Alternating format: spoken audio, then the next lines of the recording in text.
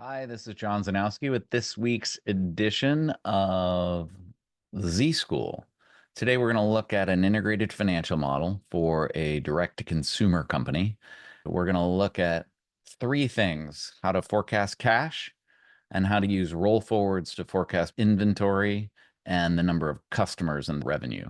Here is a company with a few years of history, monthly and quarterly, starting with the contribution engine and the unit economics, and then the income statement.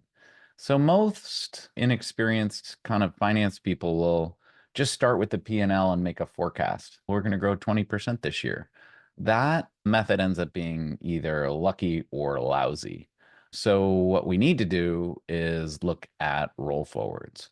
So the easiest roll forward to understand is an inventory roll forward.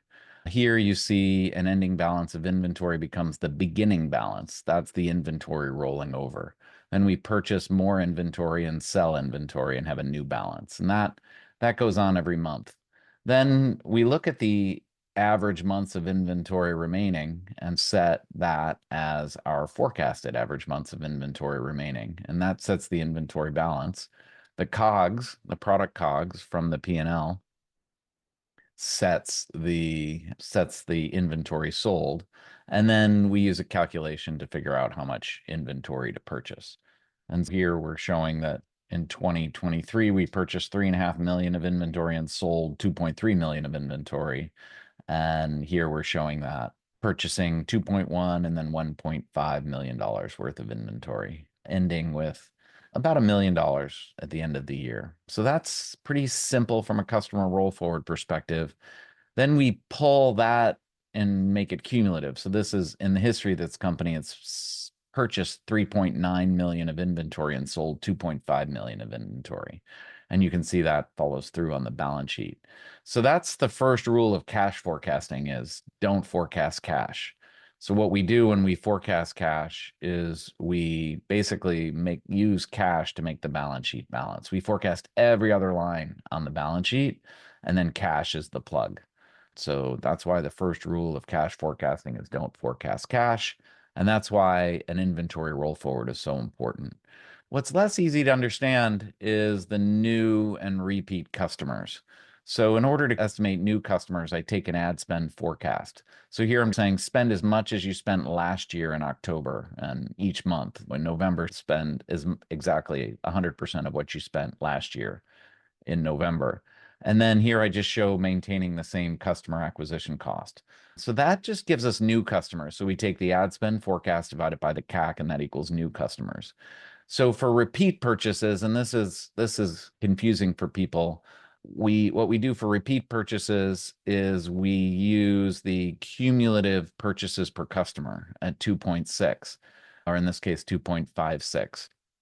1 over 2.56 is an effective churn rate, and then 1 minus that effective churn rate is a repeat purchase rate. So we just take last month's total orders times the repeat purchase rate, and that gives us the repeat purchases. And here you can see that repeat purchasers are going to flatten out. So in order to simplify how we look at all this, I made this little scenario tab. And so if we hold ad spend, so what this does is it uses these two assumptions to drive these two assumptions, which drive everything else in the model.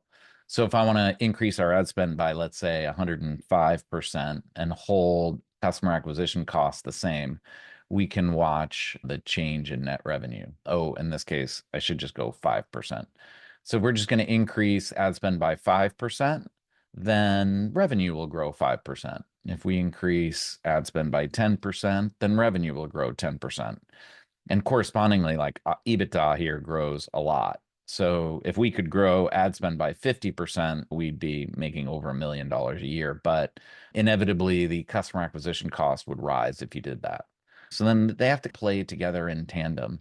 And here you can see an 8% increase in customer acquisition costs. So let's just forecast an 8% increase there and a 10% increase there. And then the problem is you only grow 2%. And that's because your repeat customer purchases are only growing 2% and your new customers are only growing 2%. We're holding all the unit economics the same: purchases per customer and average order value. So you can see a declining lifetime contribution, and that would mean you're actually declining in EBITDA. So if we can grow our ad spend by 10% and only increase our customer acquisition cost by 5%, and we can hold everything else roughly the same, then we'd still show a decline in EBITDA here. And that's because of the problem that I highlighted in the last video, that every channel saturates. So just to give a visual of that, this company spent 300,000 to acquire 1,600 customers in a month, and then it spent $350,000 to get 1,600 customers in a month. And clearly that's a saturated channel. So we recommend you spend less. And this, unfortunately, is happening across the board here. It's hard to spend a lot more at a profitable customer acquisition cost. This really shows how you can hold a lot of things the same and only change your ad spend and your customer acquisition cost to make a good forecast. And happy to do this. We call that a dynamic forecasting engine. It's so simple in an integrated financial model. So if you're curious about this and would like to learn more, you can go to weeklyaccounting.com and click and get your free gift. That will load you up into our platform here, where we have lots and lots of companies, over 150 companies on the platform now. And so here's our company here. Here's all the companies on our platform. And here's the integrations, for example, for Weekly Accounting Inc. And these are the tasks that run to produce the integrated financial model.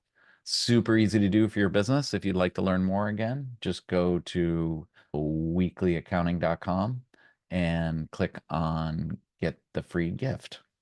Weeklyaccounting.com and click on free gift. If you'd like to talk to somebody before you did that, you can book a meeting and we'd be happy to talk with you. So with that, thank you very much for listening.